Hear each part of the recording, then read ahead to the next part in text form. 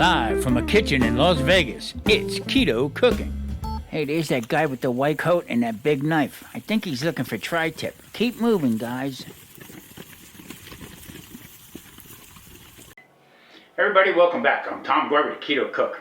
Well, today I'm going to be making a tri-tip, but I think I'm going to go a different route with you on this one. I'm going to explain exactly where tri-tip comes from. Back in the day, we used to get it in a restaurant really cheap. They were trying to push it. I know it was kind of big out here in the West Coast, but on the East Coast, you didn't hear too much of it. But it's starting to become pretty popular now because the price between that brisket and other cuts of like top round or bottom round and stuff like that. But tri-tip now is also starting to climb up because of the popularity of people buying it. So there's people out there that try to make different great barbecue channels who cook it like brisket, okay? Other different ways. I'm going to show you how I did it because we used it in a restaurant quite a bit for a lunch sandwich that we would do. And we just called it a sliced roast beef because that's basically what it is, a roast beef. It can be a tough cut of meat. It has to be cooked probably to rare to medium. You don't want to go too much more than that because it'd be too hard to chew. I like it sliced super thin and for a sandwich. Now today what I'm going to do is I'm going to make a tri-tip sandwich on a chaffle. I'm back hitting keto hard again, and let me show you exactly how I'm going to do it. Okay, tri-tip is a pretty good cut of meat. I mean, as far as how I'm going to do this. And like I said, this has a lot of fat on it, and there's a little, not controversy, but how people do it. Okay, a lot of people will take that fat completely off it. Okay, I'm going to trim it up some of this loose fat here, but I'm going to leave most of the fat on it because I want that flavor. I'm going to cook this high heat, all right, and high heat and very fast. I want an internal temperature probably like 120, 125. I don't want to go too much more than that. I want it rare because I want to slice it very thin. In the same token, though, and this is still kind of frozen, I got these at a real good deal out here. I got them 5 to a pack, and I think at that time I paid just about $70 for it, and it was well worth it. This is the last one out of the 5. All right. There again, other way people do it is they'll trim it down. They'll put a ton of seasoning on it, some rubs. Me personally, I use my Tommy spice. That's it. Nothing else. Not too heavy. I want to taste the beef. All right. So, all right. I'm going to explain to you right now where all this comes from. Just from the hind quarter. You can see it's right there. It's by close to the round, also the flank, and next to the bottom sirloin. Now, this is a muscle, and it can be tough if you overcook it. Cooking it the way I'm doing it right now, it'll make it beautiful for sandwiches. Any other way, you can give it a try, but I don't know. Okay, before we get too deep into this here, just a point of clarification right here. Yeah, I did cut my finger. I was trying to cut a spaghetti squash, and being a little neglectful of how I normally do it, wrap a towel around it, I just went for it, not paying attention, and I did slice my finger. This is well covered. I have no problem with using it without the glove, okay, but just for just to show everybody that, yeah, you have to be cautious with things, and you do have to cover it up, but it's not affecting anything. There's nothing coming out. That's a double wrap tape on there. All right, enough windbagging. Now, I'm going to be using my curved boning knife on this, and also I'm going to be putting down some paper towel, and I'm going to be putting my cutting board down onto here. Maybe I'll flip it over to this side. Okay, stop it from moving. Okay, on this cut here, let's flip it over. What I'm going to do is I am going to leave the fat cap on. I'm going to take it as close as I can get to the meat. I'm going to fold it back, okay? Season it real well. Put it back on again. And then I'm going to use my Armito. Okay, this is connected to my phone. Most of you have these things. If not, I'll leave a link down below where you can get it. In the past, I never used this. My thermometer was always my finger. But nowadays, you know, you got to change with the times. All right, so what I'm going to do is I'm starting to peel some of this fat off that we don't need on there. But there again, I'm going to leave the bulk of it on. Now, very simple to do. Sharp knife, grab a piece, okay, and just go along until you get into the meat end of it, okay? If you pull too much meat out, you took too much off. Now, like I said, with this one here, I'm just getting all this stuff. I'm going to get down to the white fat, if you follow what I'm saying here, okay? And I'll show you exactly right now. Oop. I have to stop hitting the camera. Okay, so I pull off little pieces like this until I feel comfortable that I'm getting into where, look at this, this is the stuff that we don't need. Okay. Now, one other thing, the meat will actually tell you where to cut, okay? As you can see right here. Let me get it a little closer for you. See right here? Just take it, pull it down. Slice away. Slice away. Okay.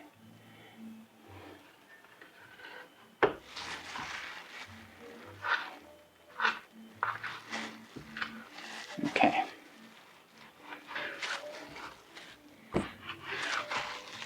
Yeah, there it is. Okay.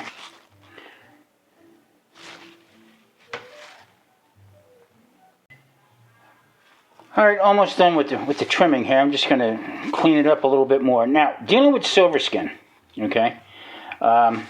You got to get the silver skin off, because what will happen, and on this piece here, this part of the silver skin right here, when you cook it, okay, it shrinks. Okay, it is actually, this is a muscle, so it's actually holding the meat together. All right, holding the muscle together. So when you cook it, this part shrinks, okay? And then what happens is it takes the muscle right here, and as you're cooking it, it pulls it together. You see what I'm doing here? All right.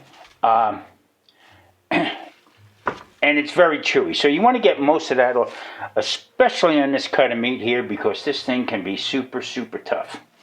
Now, I got the other side. I'm just going to, like I said, going to move this, going to open this flap up, season it, and put it down, and that's where the fattest part of the meat, right here, that's where the probe is going to go in for the temperature. So this one here, I'm just going to clean up, and we'll be back to show you. Okay, now I'm going to peel this cap back. Okay, so what you need to do is just follow the line, okay? Peel it. Go over to this side. Hope my hand ain't in the way. Now, why am I doing this? Okay, I used to do this with my prime ribs in the restaurant under the fat cap. You want that fat to, if you just cook it like this, okay, sometimes it'll be really dry, and then you can get away with, let me see where I'm at here. Back along here. Now, like I said, the reason why I'm doing this is to get the fat to stay down, to render down into the meat, keep them juices in, okay? And the way I'm going to cook this today is, I tore some of that up there. I need that cap up there like that. Now, reason why I'm doing it this way is because I will season it with Tommy Spice in here, all right, and coat it up, fold it up, put my thermometer in, hold some of that fat in there, you know, the fat cap up on there. Now this got trimmed up pretty much all the way around, as you can see. Okay, left some of the fat on. And like I said, this is going to wind up getting sliced up first by hand for our sandwiches today, for our dinner today. And the flavors are unbelievable. I mean, you could do this, like I said, there's 1,000 different ways that people do it. People are experimenting now. Like I said, making this into a brisket like. I've seen people do it, try to make it like a steak. It has the grains run different ways, as you can see here. The grain is running this way on here, okay? Now the other grain is running this way, okay? So when you cut it up, you really got to be careful with it. Okay, let me finish this up. Okay, I'm going to take some tin foil, fold it in half, and then half again, and then I'm going to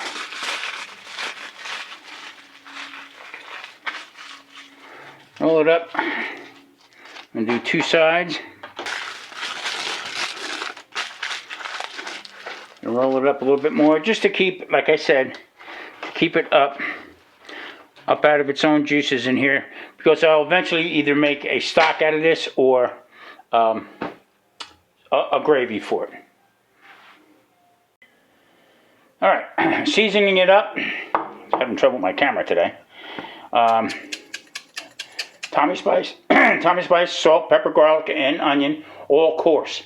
Sea salt or kosher salt, whatever I can find that it has that coarse texture to it. Put the flap back here. Do it around on the other side. Now I always do everything in a bowl because I don't like to waste nothing. I see some people, do their spice, put it on the board, and wind up have to throw half the spice that they just paid probably good money for to throw it away. Okay, so I'm going to put this, fits perfectly on this pan. It's up out of the bottom of the pan. And now what I'm going to do is, I have this probe. Now I normally don't use these, like I said before. That's how I used to tempt the meat. But got to change with the times, like I said. So I'm going to take this, and this is still a little frozen. I'm going to take it to the fatter part, okay, and push it in, and there's the line where it goes to. Now, I probably could have went a little bit a little deeper into there. All right, and bamboo skewers, just to hold that fat in place. I'll cut that back so that it doesn't burn. And I'm going to put this one in over here. Sorry for my hand in the way. Okay. That one there. Now, this is going to shrink. Okay. And that's good because this will get a hard crisp on it, but that fat's going to melt into this. Unbelievable. So, like I said, I'm looking at 120, 125, but I'm probably going to pull it at 110. Okay. Now, I'm doing this a different way. So the different way, what I'm doing here is I'm going to bring this oven up to 500 degrees. Okay, I'm going to let it sit there until it actually is 500 degrees inside that oven. Very quickly, I'm going to put it in, and I'm going to let it sit in there for 5 to 10 minutes. And I'm going to shut it off. And just let this tri-tip finish cooking.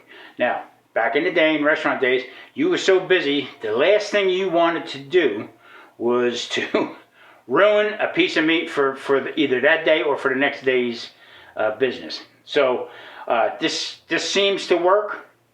I'm going to give it a try. And the nice thing about it is that new thermometer. Okay, gives you the ambient and also gives you the internal temperature. So this is like I haven't done this in years, so I'm going to give it a try. All right. Light on.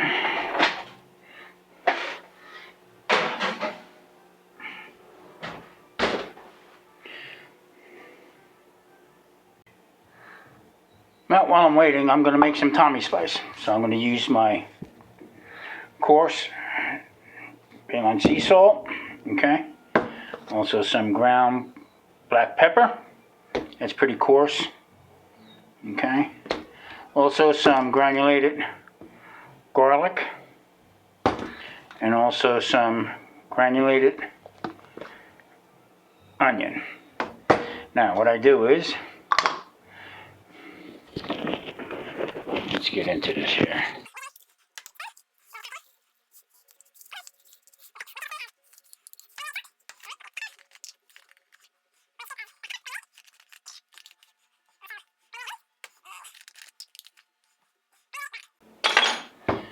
Now, I'll put that up like that, and I'll get a skewer here, and I'll mix this all back up until it's pretty much evenly. Now, I had a question a while, about a couple weeks, that, well, you know, you might be using a little bit too much salt and stuff. The ketogenic lifestyle, you need salt because your kidneys are constantly dumping fluid out and getting rid of your sodium. So I have test results to show that my kidneys are working really well and my sodium levels are right on target. Now, the holes on here, okay, are a little bit smaller, so when I go to dump this out, okay, it actually is filtered. That's what you get. You get more. If you can see real close, very little salt to granulate it. That's why I use it. You get the pepper and all the other stuff. So, yeah.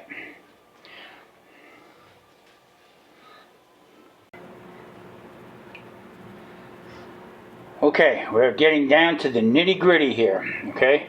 As you can see, I want it to be 125. That's what I have it set at. And right now, the internal temperature's just turned to 82. Now, at 90, probably 90 or 95, I'm going to pull the tri-tip from the oven, okay? It'll continue to cook once I take it out. I'll put a little 10 on it until I hit that temperature.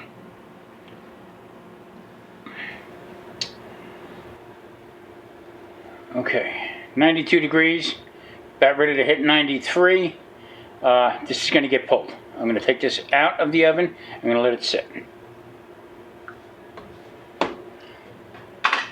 Put my handy dandy oven mitts. Thank you, Charlie. Appreciate it.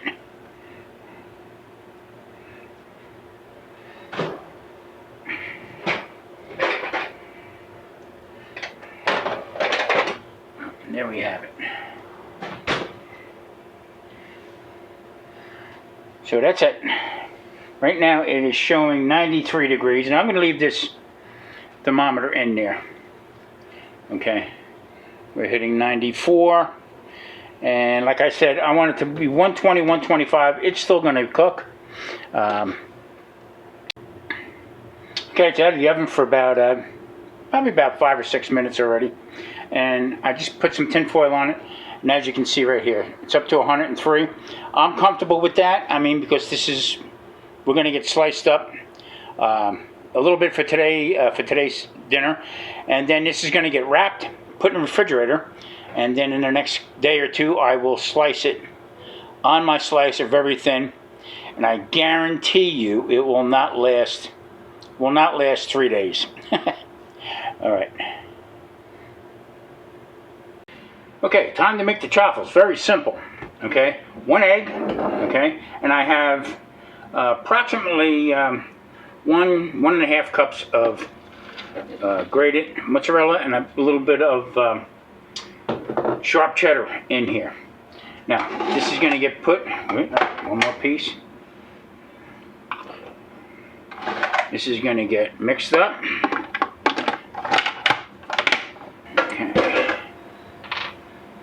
Now, a lot of people don't do it this way. A lot of people will just mix it up into a cup. I like to have the cheese cut up a little bit more in here. And now, that's going to go into a little chaffle maker here. Lights off means it's kind of hot. So what I'm going to do is, I'm going to take a spoon. First, I'm going to take the blades out. Don't need that. Now, the reason why I make this is because this is actually mimics. I'm going to put a little oil on both of them. This actually mimics bread. There's a couple people who do it. They do it all different ways. You can make truffle. You can make anything you want with it. You can make a dessert out of it, whatever. So if you're a bread hound like me, okay, and you want to get away from craving the bread, here you go. So I'm going to just kind of put a little bit in the middle here. Spread it out a little bit. Now normally, this can make up to 4 truffles. Let me spread it out a little bit more, make sure it's even. I normally don't make these. Marie's the truffle maker. Let me just go a little bit more. So what you can do is you can actually put anything you want on here for a sandwich. They're really good, or you can eat them yourself. I made, a while back, I made a seafood truffle. I tell you what, it was fantastic. Shrimp, some crab meat, and some lobster I had left up. I blended it together, put it in this mixture. Really good. Marie also uses pork rinds. Gives it a little bit more texture. And you see the steam. When the steam stops, it's done. All right. Steam has sort of subsided a little bit, not like it was. Whoa, that joker's hot. Up we go. Now, all right, so this is where it stopped at 116.6. A little less than 4 degrees off. I'll take it for 120. Between 120 and 125 is what I was shooting for. But this will work fine. It'll be nice and rare in the inside, in the middle, and towards the end of the point will be a little bit more medium rare. Okay, so we're in a good spot. Truffles are cooking. We'll be back in a little bit. Okay, as you can see, this baby's done. Look at that. Look at that right there. Nice, rare to medium rare. Marie's going to have it on a lettuce wrap. I'm going to do it in my truffles. As you can see, truffles are done. Okay, I'm going to add a little horseradish to mine. This came out perfect. Now you can do it any way you want. This, to me, this type of cut of meat was made for thin sliced and for sandwiches or for like a French dip type of thing. But just look at this. Now, when you get up into this curl here, into this corner, this is when the grain is going to start changing, okay? So I'm just going to bring this down a little bit more, a few more pieces. Yeah, unbelievable. Now, the rest of this is going to get wrapped into saran wrap and then into foil, whatever. And it's going to go into the refrigerator. And within the next couple of days, I'm going to take this and this is going to get sliced up on a slicer. So there you have it right there. You can't go wrong with it. It's starting to get a little pricey, but depending on what part of the country you're from. And like I said, it's more of a out west type of thing. But now it's all over the country. Like I said, it was a cheap cut of meat. Back in the day, we used it in the restaurant for just this, for roast beef sandwiches. We would cook a bunch of them and then slice them up, and that's how we would make our sandwiches for our menu. All right, everybody, thank you so much for watching. I am Tom Garvey, the Keto Cook. Check back next time for another great keto meal.